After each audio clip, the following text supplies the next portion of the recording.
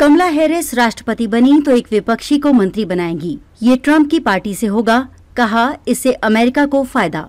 उपराष्ट्रपति कमला हैरिस ने democratic party की तरफ से राष्ट्रपति उम्मीदवार बनने के बाद शुक्रवार को पहला टीवी इंटरव्यू दिया।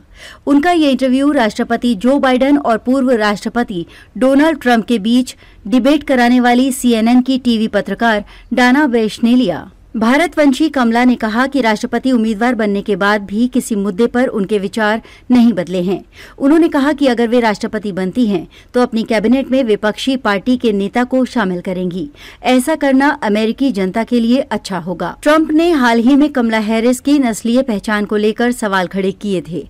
उन्होंने कहा था कि कमला हमेशा से खुद को भारत से जुड़ा हुआ बताती हैं, लेकिन अब वे अचानक से अश्वेत हो गई हैं। ऐसा वे वोट पाने के लिए कर रही हैं। कमला ने सवाल का जवाब देने से इनकार कर दिया। उन्होंने कहा कि ये वही घिसी-पिटी पुरानी बातें हैं, इसका कोई मतलब नहीं है। इजराइल को अपनी रक्षा करने का अधिकार है। हालांकि इस जंग में कई निर्दोष फिलिस्तीनी मारे गए हैं। अब ये रुकनी चाहिए और बंधकों की आजादी के लिए दोनों के बीच समझौता होना चाहिए। कमला ने कहा कि वो जीती तो पहले दिन से ही मिडिल क्लास की आर्थिक स्थिति को बेहतर करने के लिए काम करेंगी। ये उनकी सबसे बड़ी प्राथमिकता है। वो रोजमर्रा की चीजों को सस्ता करेंगी। कमला ने कहा कि अगर देश का विकास करना है तो सरकार में अलग अलग विचार, अलग अलग अनुभव रखने वाले लोगों का होना जरूरी है। उनके कैबिनेट में एक रिपब्लिकन सदस्य का होना अमेरिकी जनता के लिए फायदेमंद होगा। कमला हैरिस ने 2019 में कहा था कि अवैध इमिग्रेशन को अपराध नहीं माना जाना चाहिए। इस मुद्दे पर पूछे गए सवाल पर उन्होंने कहा कि अभी भी उनका रुख नहीं बदला है।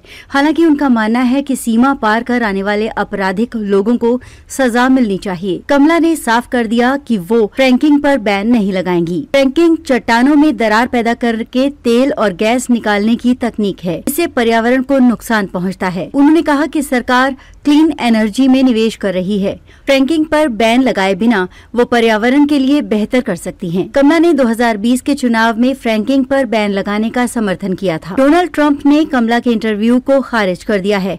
उन्होंने इसे बोरिंग बताया है। पूर्व राष्ट्रपति ने सोशल मीडिया पर ये भी पूछा कि इंटरव्यू लाइव क्यों नहीं है। ये ऐसा इंटरव्यू है जिसे पहले टेप किया गया, एडिट किया गया और तब टेलीकास्ट हो रहा है। ऐसा इसलिए क्योंकि उनमें लाइव इंटरव्यू देने की हिम्मत नहीं है। ट्रंप ने कहा कि वो पहले से कहते आ रहे हैं कि कमला हैरिस इंटरव्यू तक नहीं दे सकती। उनके साथ इंटरव्यू में उपराष्ट्रपति उम्मीदवार टिम वॉल्स भी हैं।